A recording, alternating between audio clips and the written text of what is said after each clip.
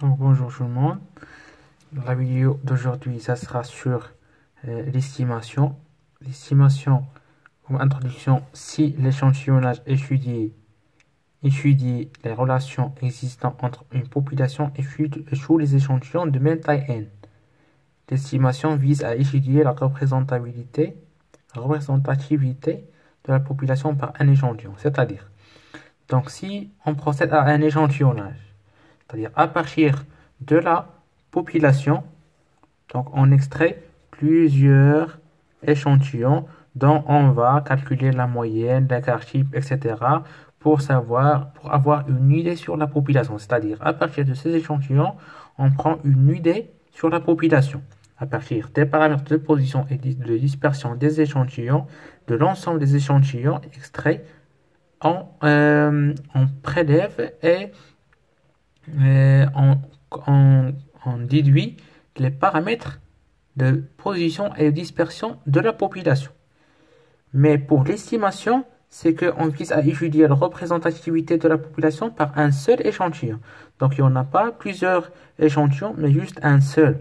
Donc il s'agit d'attribuer une valeur à un paramètre inconnu de la population à partir de la connaissance d'un échantillon extrait de cette population. C'est-à-dire un seul échantillon pour savoir une idée sur la population. Donc, il y a deux types d'estimation. Une estimation ponctuelle, c'est attribuer une valeur unique. Et l'estimation par intervalle de confiance, c'est pour donner un intervalle susceptible de recouvrir la valeur recherchée avec une probabilité donnée.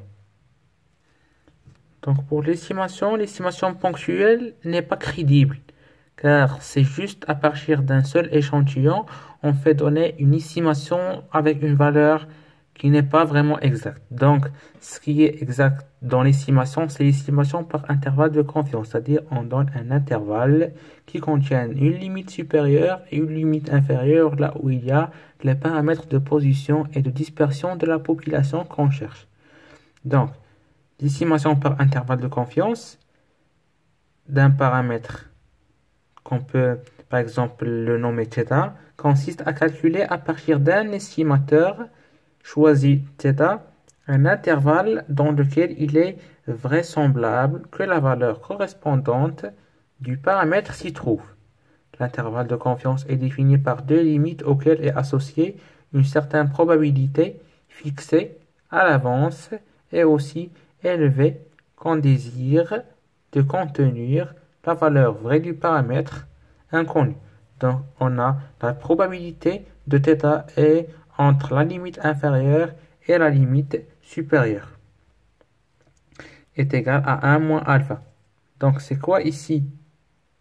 Le alpha, c'est le risque pour que la moyenne et l'écart type, par exemple, de la population ne soient pas dans l'intervalle de confiance. Donc, avec 1 moins alpha, c'est la probabilité associée à l'intervalle d'encadrer la vraie valeur. Donc, on a ici la distribution ou bien la population.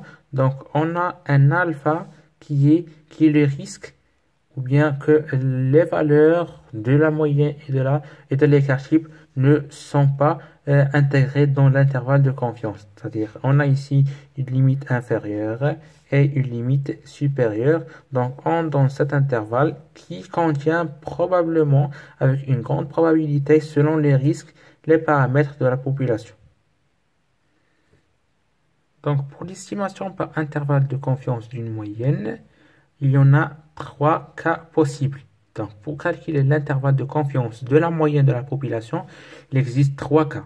Donc, pour le premier cas, si sigma est connu, c'est-à-dire si sigma de la population est connu, donc la formule est la suivante, probabilité de m est entre la limite inférieure qui est 1 moins t alpha sur 2 sigma m et m plus t alpha sur 2 sigma m est égal à 1 moins alpha. On a dit que alpha c'est le risque que la valeur moyenne ne sera pas dans l'intervalle donné. Donc m c'est la moyenne de l'échantillon. T alpha sur 2 on va l'avoir à partir de la table de la loi normale inverse et le sigma m c'est l'écart type de l'échantillon. Si sigma est inconnu et n est supérieur à 30, donc la formule sera la suivante. La probabilité que M soit entre 1 moins T alpha sur 2 sigma M et 1 plus T alpha sur 2 sigma M avec sigma M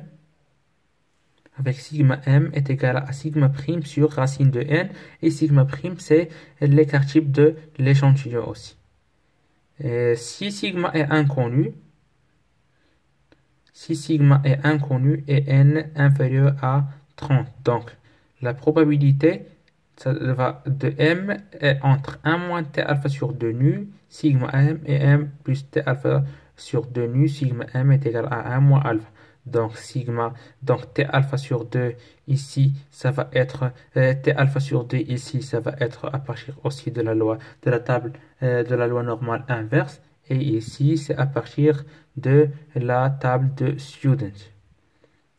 Donc on a ici sigma m, ça veut dire l'écart type de la distribution d'échantillonnage, t alpha, la valeur extraite de la table normale, et t alpha nu, valeur extraite de la table de la loi de Student, que l'on donne alpha et nu pour savoir la valeur de t alpha sur 2 nu.